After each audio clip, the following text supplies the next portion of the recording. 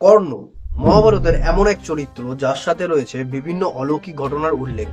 এমনিতেও কর্ণের জীবনে বিচিত্র ঘটনার কোনো অভাব নেই, কিন্তু তার জীবনে সব থেকে বড় এবং আশ্চর্যকর ঘটনাটা তার জন্মের সাথেই আছে।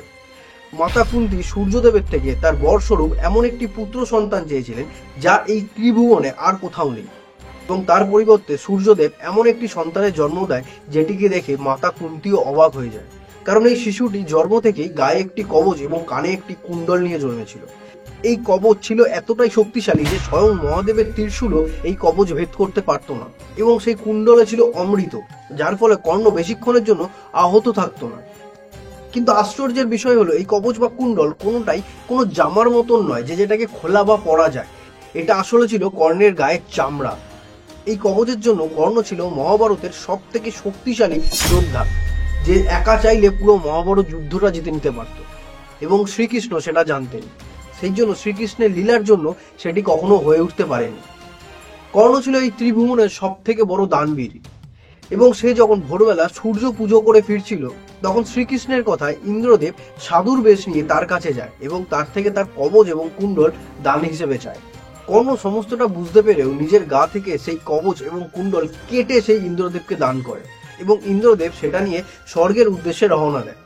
কিন্তু এইখানে ঘটে আশ্চর্য একটা ঘটনা। যেহেতু ইন্দ্রদেব ছল করে কর্ণের থেকে কবচ ও কুণ্ডল নিয়েছিল, সেই জন্য সেই কবচ এবং কুণ্ডল নিয়ে সে স্বর্গে প্রবেশ করতে পারছিলেন না। সেই জন্য সেই সময় তিনি এই কবচ এবং কুণ্ডল এই পৃথিবীতেই ফেলে দেয়। কিন্তু যদি সেই কবচ এবং কুণ্ডল তিনি এই পৃথিবীতেই ফেলে দেয়, তাহলে তো এই পৃথিবীতেই সেই কবচ এবং কুণ্ডল থাকার কথা। কিন্তু সেটা কোথায়? ইন্দ্রদেব যখন সেই কবচ ফেলে দেয় তখন সেই কবচ এবং কুণ্ডল এসে পড়ে ওম পর্বতের ওপরে। তখন চন্দ্রদেব সেই কবচ চুরি করতে চায়। এটা জানতে পেরে ইন্দ্রদেব সমুদ্রদেবের সাহায্য নেয় এবং এই কবচটিকে দূরে কোথাও গিয়ে লুকিয়ে রাখে। এবং বলা হয় সেই কবচ এবং কুণ্ডল আজও লোকানো রয়েছে কোণার্কের কোনো এক সূর্য মন্দিরে, এবং এই সূর্য মন্দিরের বৈশিষ্ট্য হলো এই মন্দিরে কোনোদিন কেউ পুজো করে না। আমাদের বিভিন্ন পুরাণে এই মন্দিরের উল্লেখ পাওয়া যায়। ইংরেজ শাসন চলাকালীন ব্রিটিশরা বহুবার এই মন্দিরে গেছে সেই কবচ এবং কুণ্ডল খোঁজার জন্য, কিন্তু কেউ সেই কবচ এবং কুণ্ডল আজ অবধি খুঁজে পায়নি।